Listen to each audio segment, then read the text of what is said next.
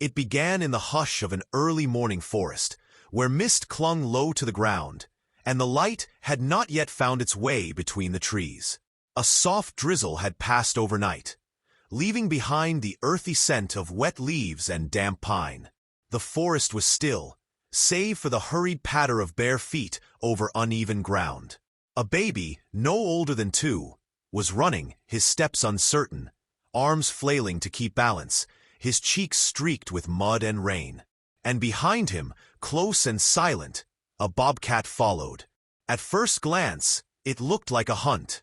The cat's muscles were low and coiled, its eyes fixed forward with a predator's focus. But something in its pace betrayed that instinct. It wasn't charging. It wasn't stalking. It was matching the baby's steps like a shadow, fluid, measured, watchful. The child tripped on a root and crumpled to the ground with a soft thud. The bobcat slowed. It paused just a few feet away, ears forward, body still. Not a sound came from it. No growl, no hiss, only the steady rise and fall of breath, shallow and controlled. Its head tilted slightly, like it was assessing the child's state, not as prey, but as something else. The baby didn't cry. He looked up, confused but quiet, his tiny fingers pressing into the muddy earth. The bobcat crept closer now, one paw at a time, until it stood over him, not touching, not threatening, just present. Its golden eyes held something unreadable, not the sharp glint of hunger, but a kind of tension, as if pulled by something deeper than instinct. In the dense woods around them, the fog held the world still. Nothing moved. The air was thick with silence. Then, from somewhere farther off, a distant muffled sound. A rustle. A shift. Maybe a voice. Maybe footsteps. The bobcat's ears flicked toward it, body tensing, shielding the child with its position without making contact. It didn't growl. It didn't run. It just stood between the baby and the unknown. There was no one else in sight. No parent. No trail. No clear reason why a baby was alone in these woods, or why a wild animal had chosen not to harm him. The forest offered no answers. Only more mist, more damp bark, and the faint whisper of rain collecting on leaves overhead. The child crawled upright slowly, his small hand brushing the bobcat's leg. The animal flinched, but didn't move away. He didn't understand the danger he was near. Or maybe, in that moment, there was none. This was not a rescue yet, not a reunion, not a tragedy. It was a moment, still and strange, between two living beings who weren't supposed to meet like this. A moment where the expected story didn't unfold. Instead of blood, there was breath. Instead of panic, stillness. And at the center of it all, a child who should have been terrified, and a bobcat who should have turned away. But neither did. And in that fragile stillness, something began. Something no one would believe, unless they'd seen it with their own eyes. By the time the sun began to rise behind the clouds, the forest had taken on a different tone. Lighter in color, but no less heavy in mood. The child had not moved far. The bobcat stayed close, pacing in small arcs just beyond the boy's reach, not touching, but never leaving. It circled occasionally, pausing to sniff the air, scanning the trees with sharp, quiet eyes. Whatever had drawn it to the child hadn't released its grip. The underbrush was thick with dew. Every branch bent slightly with the weight of it. Birds moved in the canopy, silent at first, watching. The forest knew something had shifted. The rules of survival were no longer clear. Predators did not protect prey. Babies did not wander deep alone. And yet, here they were, two figures against nature's order, not in conflict but in orbit. At some point, the baby sat down. Not from fear, not from exhaustion. Just sat, cross-legged in the mud, hands patting the wet ground curiously. The bobcat stopped pacing and settled a short distance away, its body lowering slowly to the earth. It didn't watch him with hunger. It didn't even watch him with confusion. It watched the way one might watch a distant memory, something familiar but unreachable. They stayed like that for a long time. A squirrel darted along a branch overhead. The bobcat didn't chase. A rabbit crossed between two trunks farther back. Still, it remained. The child's presence held it steady, as if some unspoken agreement bound them both in place. Rain returned. Not hard, but persistent. Thin sheets falling through the trees, clinging to every surface. The baby raised his face toward the sky, blinking as droplets landed on his eyelashes. He didn't cry. He didn't call out. His world, for now, was quiet and small, and he accepted it the way only the very young can. With curiosity, not panic. The bobcat rose. It approached slowly, head low. Its paws moved with such precision the wet ground barely shifted. When it reached him, it didn't lunge or sniff. It simply stopped beside him, close enough for their warmth to merge but still apart. Then, something subtle happened. The child, distracted by a nearby patch of clover, reached out and touched the bobcat's leg. Gently, absent-mindedly, and the bobcat did not move. It didn't flinch this time. It didn't recoil. It allowed the touch, and in doing so, shifted the entire rhythm of the forest. Somewhere deeper in the woods, a low, barely audible crack echoed, like a branch being broken underfoot. The bobcat's head lifted immediately, its body stiffening with alertness. It turned, scanning the direction of the sound, eyes narrowing, breath slowing. It remained still for a moment, ears twitching toward the source. But again, nothing. Just whined through needles. Just the trees exhaling. Just rain. And yet, the animal did not relax. Instead, it walked a few steps forward, paused, then returned to the boy, nudging him lightly with its shoulder. Once, then again. It wasn't aggression. It wasn't fear. It was something else. A signal. A nudge toward movement. Toward safety. But the baby didn't understand. He giggled softly and reached for a fallen leaf instead. The bobcat sat down beside him again, tail flicking once, its entire frame tense but patient. Something had unsettled it. Something it had sensed. And though it didn't abandon the child, it began to look beyond him now. Into the woods, toward whatever had broken that branch, whatever presence had drawn its instinct to the surface. The mystery lingered like mist, visible only in its absence. It would return again. But for now, the bobcat remained, and the child, unaware of the layers forming around him, leaned his tiny body against the animal's side, sighing as if he'd found what he hadn't known he was looking for. The bond had begun, not through words, not through rescue, but through something quieter, something wild and unspoken, resting beneath the rain. The rain eased into a fine mist that clung to every surface like memory. The baby had fallen asleep, his small body curled beside the bobcat, chest rising and falling in soft rhythm. The bobcat remained alert but still, its tail twitching only when a breeze disturbed the leaves. It didn't sleep.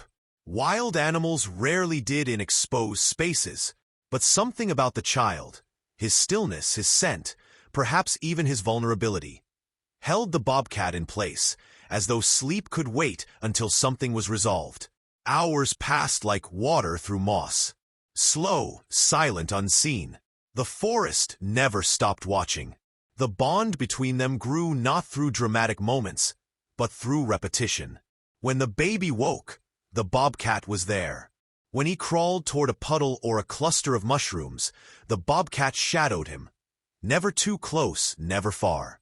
When a gust of wind blew too hard, the child instinctively leaned into the animal's warmth, and the bobcat allowed it. This became their rhythm. They moved in tandem without needing to understand each other. The child made small sounds, babbling, humming, half-formed words that meant nothing. The bobcat never responded, but sometimes it tilted its head. Sometimes it blinked slowly, and sometimes it exhaled just loud enough to be felt. not heard. By the third day, something subtle had changed. The bobcat no longer looked behind them as often.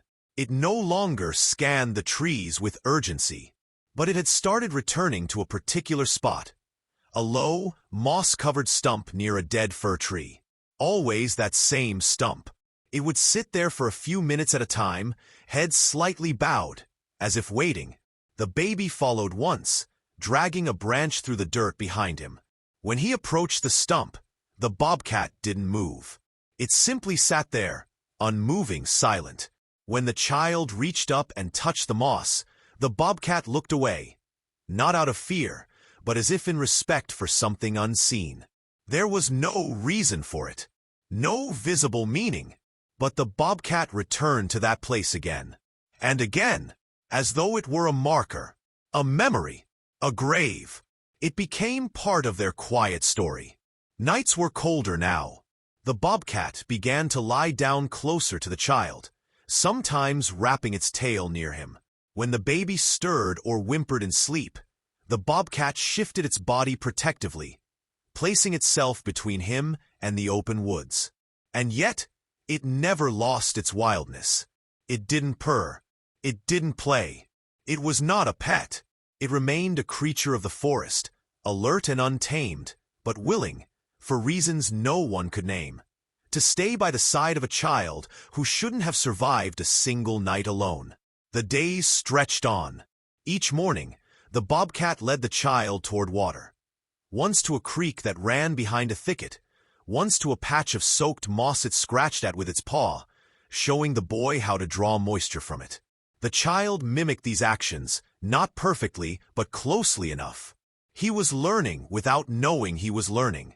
A kind of teaching had begun, primitive, wordless, based only on gesture, example, presence. No human could have taught him this way. No other animal would have stayed long enough. One afternoon, as fog began to rise again through the ravine, the bobcat stood at the edge of a clearing and froze. The child followed, toddling behind, clutching a broken stick.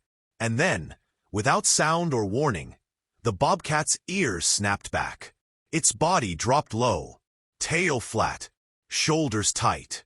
Not toward the child, but toward the trees. Something was there. The baby kept walking, unaware. The bobcat moved fast then, not violently, but with urgency. It stepped directly in front of the child, nudging him back. Then again, the third time, it used more force. The baby sat down, startled but unharmed. The bobcat turned back toward the trees, and waited. Whatever it had seen didn't come closer. Not then, but the forest had shifted again. This time, the danger wasn't rain or cold. It wasn't hunger. It was something else.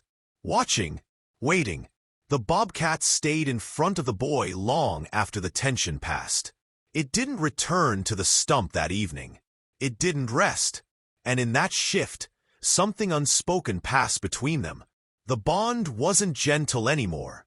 It had become protection. The fourth day arrived without color. The sky held no shape. Only a pale gray stretched thin across the tops of the trees. The wind had stilled. Even the birds, usually so quick to reclaim their branches after a storm, stayed absent. The forest felt like it was waiting. By now, the child's clothes were dark with soil, and his skin wore the marks of brambles and bark.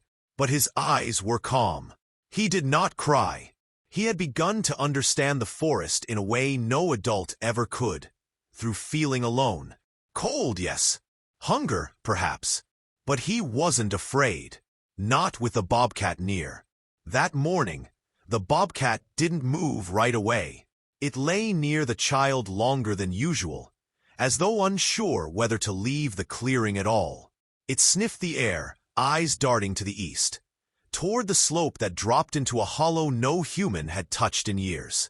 Then it stood, slowly, deliberately. It nudged the boy once with its head, then turned away and walked toward the hollow. It didn't look back. The child watched, quiet, waiting. Then, For the first time since that first morning, the bobcat disappeared into the trees alone. The child didn't follow.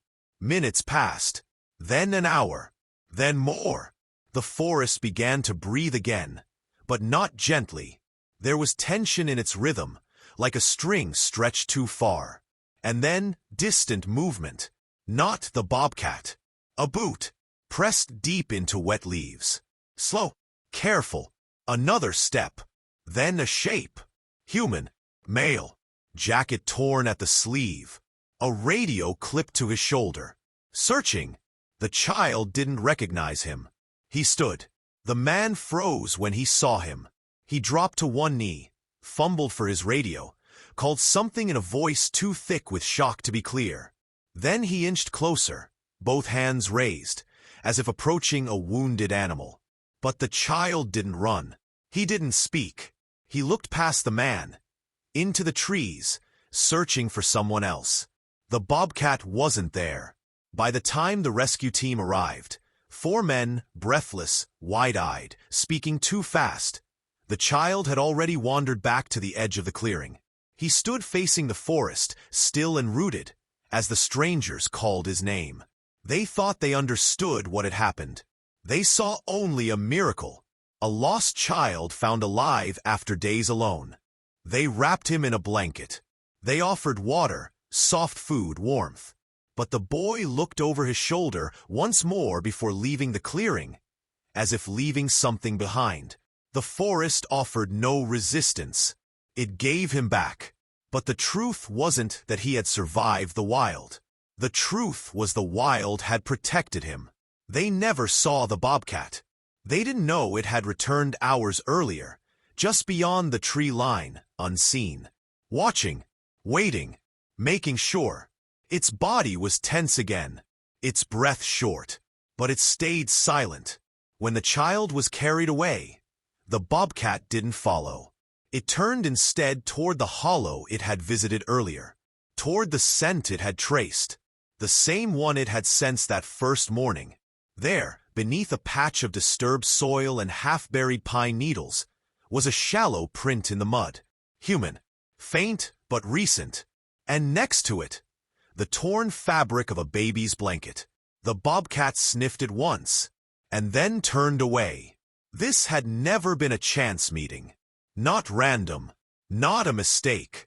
Something else had led it there.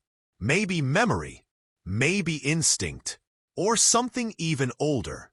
But whatever it was, it had chosen to stay.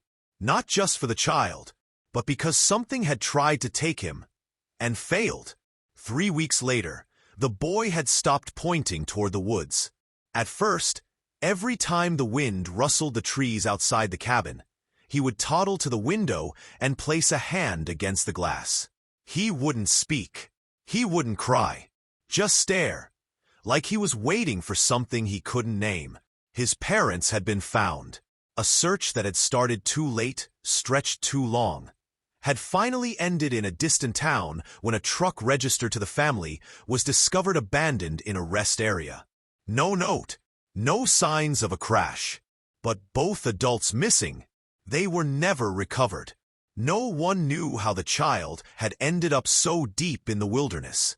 Theories came and went, foul play, abandonment, even accident, but they never explained the way the boy had survived. No food, no fire, no shelter, and yet he hadn't just survived, he had returned unafraid. He bore no trauma in the usual ways, no screams in the night, no fear of dark places, no aversion to trees. He was healthy, steady, watchful. The bobcat had not been seen again. Not by rangers, not by trackers, but deep in the northern stretch of the forest, where even experienced hikers stopped venturing, something stirred. It began with small signs, footprints that didn't belong to any known predator. Not quite bobcat, not quite mountain lion. Too large, too deliberate. A pile of bones found stacked near a dry creek. Not scavenged, arranged. A shredded length of blue fabric discovered miles from the child's last known location. faded but unmistakable. The same material from the blanket he'd been wrapped in during the rescue. Locals whispered again. Some said the bobcat had turned into something else. Some said it was never a bobcat at all. But the forest didn't entertain superstition. It simply kept breathing, and in its breath, something had changed. Because the stump, the moss-covered one near the dead fir, was different now. Something had been placed at its base. A small, hand-shaped stone, smooth, painted red with crushed berries. And beside it, the child's branch, the same one he dragged through the mud, its tip carved gently by teeth. Not chewed, etched, like a message in a language no one remembered. Back in the town, the child was learning to speak. Slow words, simple phrases. One night, when the air turned cold and the power flickered, he pointed toward the door and said one word his parents didn't understand. It wasn't English. It wasn't a word they'd taught him, but it made the dog freeze. The boy said it once softly, then laid his head down and slept. That same night, deep in the valley beyond the hollow, a flash of movement passed under the trees. The shape was low to the ground, silent, unseen, except by one camera, placed high by a wildlife researcher tracking elk migration. The footage was brief. 7 seconds. It showed the bobcat, older now, scars visible beneath the fur, eyes sharper but sad. Trailing behind it, for just one breath, was a second figure. Another bobcat, but smaller, younger. Not a cub, exactly. Not an offspring, but one that followed, mimicked, watched. The footage was dismissed as error. Too blurred, too unusual, not enough to analyze. But when the researcher reviewed it again weeks later, he noticed something strange. The smaller bobcat didn't walk like the wild. It paused when the older one did, tilted its head, touched the moss at the base of a stump, and then it stopped walking on 4 legs. It sat, straight-backed, still, and waited, not like an animal, but like something remembering. Winter came early that year. The mountain air turned brittle, and frost began collecting along the spines of low-lying branches even before sunrise. The forest, once thick with birdsong and motion, now stood quiet, listening more than speaking. The child had grown in small but noticeable ways. His balance had improved. His gaze had steadied. But there was something else in him, an awareness not usually found in someone so young. A kind of listening, a silence inside the silence. Like he knew when to look up before the wind changed. Like he felt things in the ground before they happened. His foster mother, who had taken him in with quiet patience, noticed he no longer cried in his sleep. He didn't flinch at animal sounds, not even the shriek of a hawk overhead. Instead, he would sit by the edge of the porch in the early mornings, staring toward the distant tree line, watching, waiting. One day, a ranger knocked at their door. He carried something wrapped in burlap, and a camera slung over his shoulder. He said he had a story, not an explanation, just something she might want to see. It was a photo, one frame from a sequence the ranger had captured while repairing trail signs in the upper basin. At first, it looked like just another wildcat, caught mid-step, its coat dappled with frost and dirt. But the more she stared, the more detail revealed itself.